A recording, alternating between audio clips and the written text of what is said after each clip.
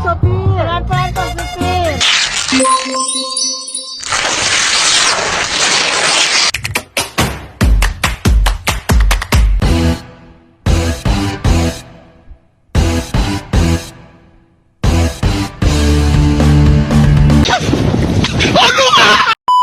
Assalamualaikum warahmatullahi wabarakatuh. Hai guys, kami dari kelompok 1 akan membahas tentang ilmu kalam pada era Khulafaur Rasyidin. Let's go. Sebelumnya ilmu kalam itu apa sih? Ilmu kalam adalah sebuah disiplin dalam pemikiran Islam yang berusaha untuk memahami dan merasionalkan keyakinan-keyakinan agama melalui argumen-argumen yang logis dan juga filsafat. Ilmu kalam merupakan cabang penting dalam filsafat Islam yang seringkali melibatkan pemikiran teologis dan juga pemikiran filosofis tentang konsep-konsep agama seperti sifat-sifat Allah, takdir-takdir Allah, dan masalah-masalah agama lainnya. Secara keseluruhan, ilmu kalam mencoba memadukan akal dan agama, mencari keselarasan antara keyakinan iman dan penalaran rasional dalam kerangka pemikiran Islam. Nah, itu sih menurut aku. Kalau sejarah ilmu kalam di era Khulafaur Rasyidin itu gimana sih? Jadi pada era Khulafaur Rasyidin merupakan periode terpenting dalam yang melibatkan 4 khalifah pertama setelah Nabi Muhammad Sallallahu Alaihi Wasallam, dan pada masa itu berfokus pada masalah politik dan sosial ekonomi. Jadi era Khulafaur Rasyidin adalah periode terpenting yang melibatkan 4 khalifah pertama, yaitu Abu Bakar As-Siddiq, Umar bin Khattab, Utsman bin Affan, dan juga Ali bin Abi Thalib. Setelah wafatnya Nabi Muhammad SAW, pada masa itu fokus utamanya yaitu pada masalah politik dan sosial ekonomi. Meskipun ilmu kalam belum terorganisir sepenuhnya, ada diskusi awal tentang konsep-konsep teologis seperti sifat-sifat Allah dan juga takdir dari Allah. Namun perkembangan ilmu kalam secara lebih sistematis terjadi selama pada masa Abbasiyah, Bani Abbasiyah, dan di sini ilmuwan seperti Al-Kindi, Al-Farabi, Ibnu Sina mulai mengembangkan teologi rasional dengan lebih rinci. Mereka menggabungkan antara prinsip-prinsip filsafat Yunani dan menjelaskan bagaimana sih konsep teologis dan dalam Islam. Hal tersebut membentuk dasar bagi perkembangan ilmu kalam yang lebih lanjut dalam sejarah Islam. Umat Islam pada masa itu ada yang pro terhadap kekhalifahan Ali bin Abi Thalib yang dinamakan dirinya sebagai kelompok Syiah, dan yang kontra dinamakan sebagai Khawarij. Akhirnya perpecahan memuncak, kemudian terjadinya perang Jamal, yaitu perang antara Ali dan Aisyah, dan perang Siffin antara perang Ali dengan Muawiyah. Bermula dari itulah akhirnya timbul berbagai aliran di kalangan umat Islam. Masing-masing kelompok juga terpecah belah, dan yang akhirnya jumlah aliran di kalangan umat Islam menjadi banyak. Lah di sini kan terdapat aliran. Apa saja sih aliran dalam ilmu kalam menurut Mbak Dita?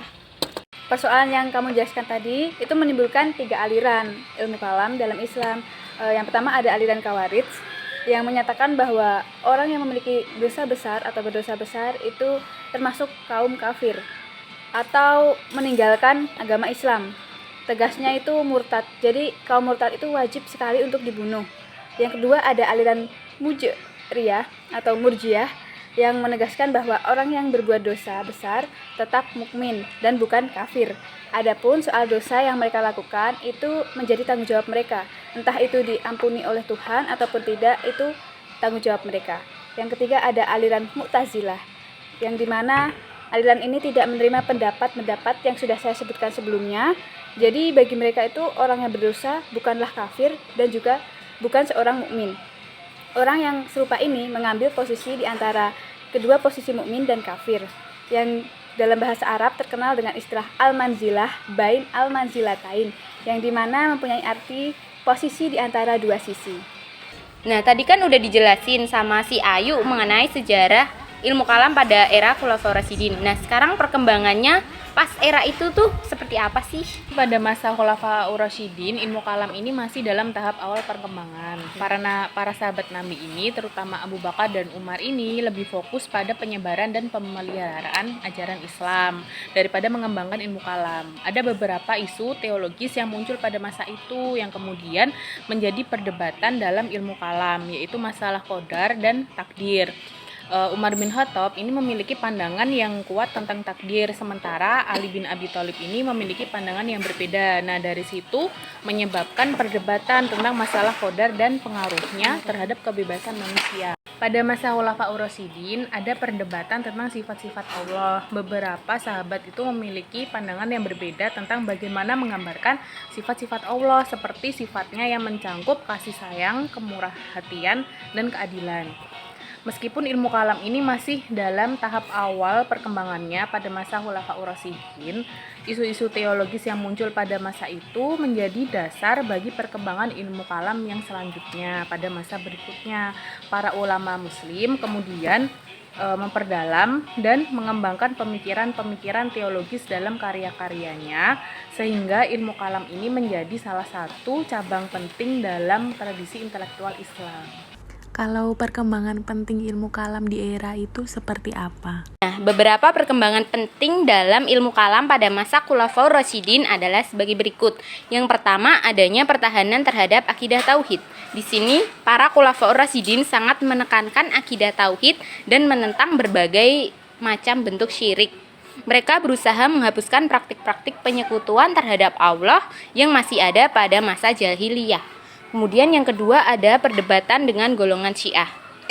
Pada masa itu terjadi perdebatan antara pihak Khulafaur Rasyidin dengan pihak Syiah mengenai kepemimpinan umat Islam pada masa itu. Ini juga memicu perkembangan ilmu kalam untuk memperkuat argumen masing-masing dari pihak. Yang ketiga, adanya persatuan umat Islam. Salah satu tujuan utama Khulafaur Rasyidin adalah menjaga persatuan umat Islam.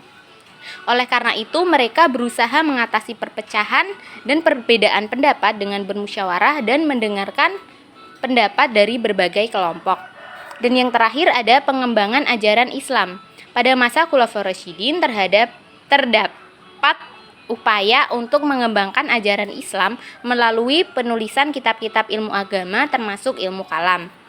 Meskipun pada masa Khulafaur Rasyidin belum sekompleks seperti yang berkembang pada masa kemudian, namun perkembangan awal ilmu kalam pada masa itu memberikan dasar bagi perkembangan ilmu kalam di masa-masa selanjutnya sampai di masa modern saat ini.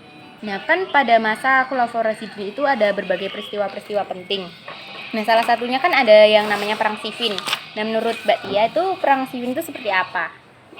Jadi Perang Siffin adalah konflik perang dalam sejarah awal Islam yang terjadi pada tahun 657 Masehi antara pasukan yang setia kepada Ali bin Abi Thalib dan pasukan yang dipimpin oleh Muawiyah bin Abi Sufyan. Latar belakang terjadinya Perang Siffin ini terjadi setelah kematian Khalifah Utsman bin Affan yang menimbulkan ketidakpuasan dan permusuhan di kalangan umat Islam.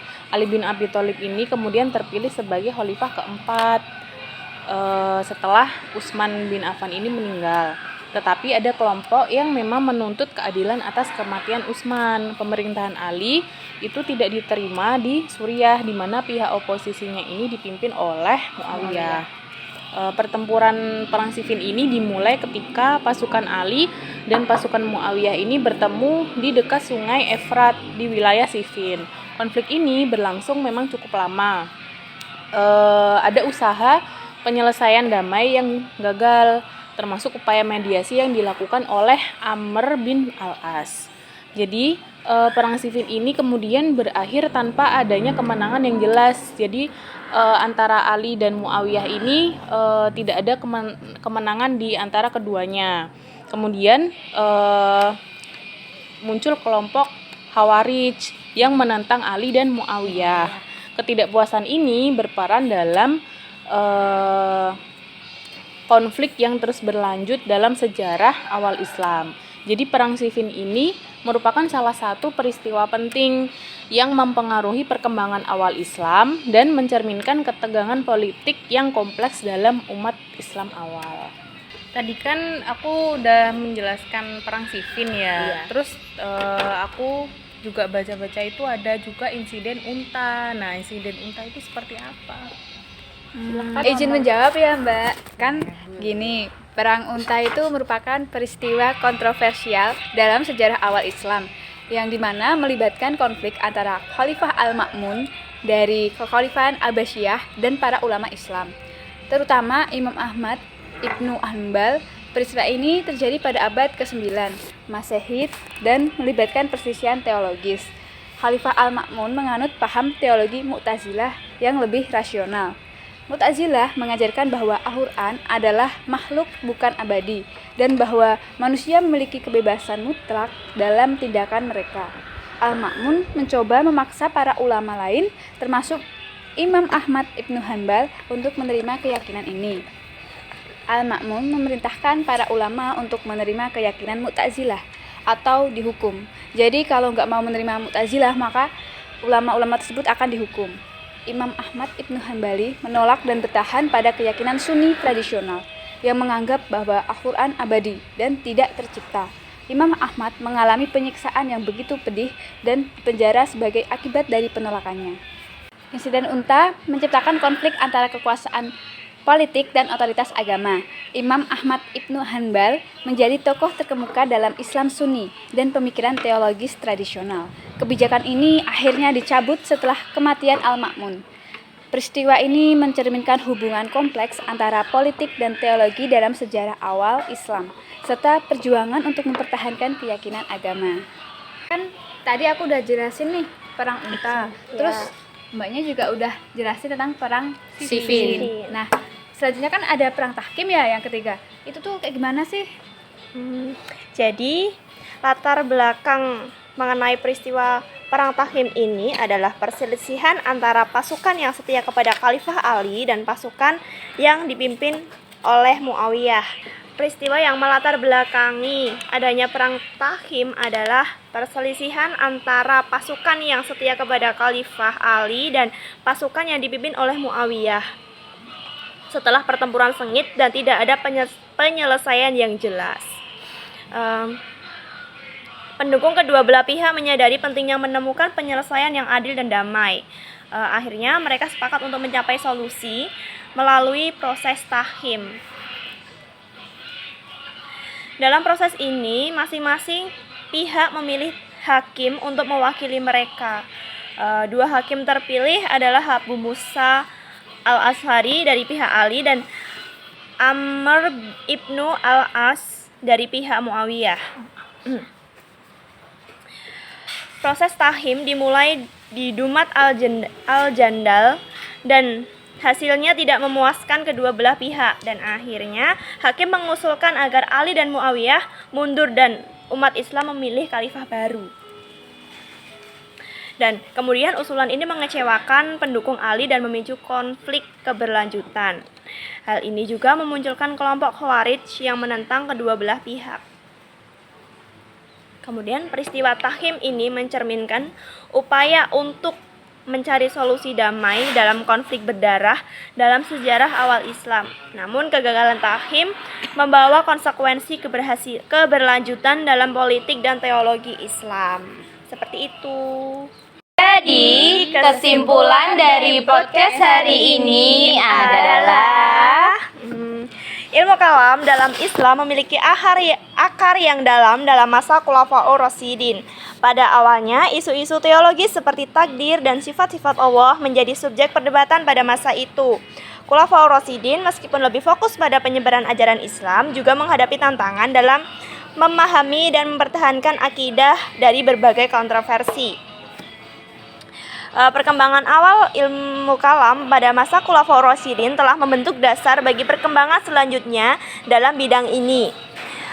Beberapa peristiwa penting seperti Perang Jamal, Perang Siffin, Perang Tahkim mempengaruhi perkembangan pemikiran teologis dalam Islam, serta munculnya aliran seperti Khawarij, Murji'ah, Mu'tazilah juga dipengaruhi oleh peristiwa ini.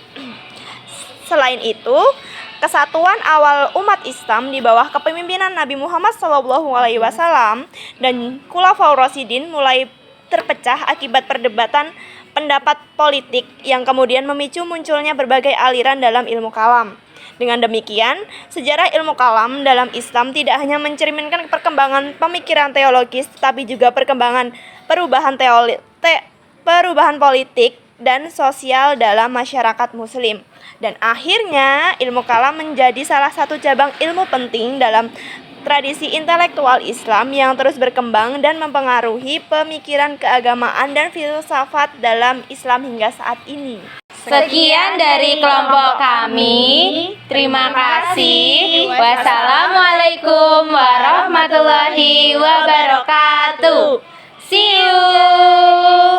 Jangan lupa like, comment, dan subscribe ya. Dah.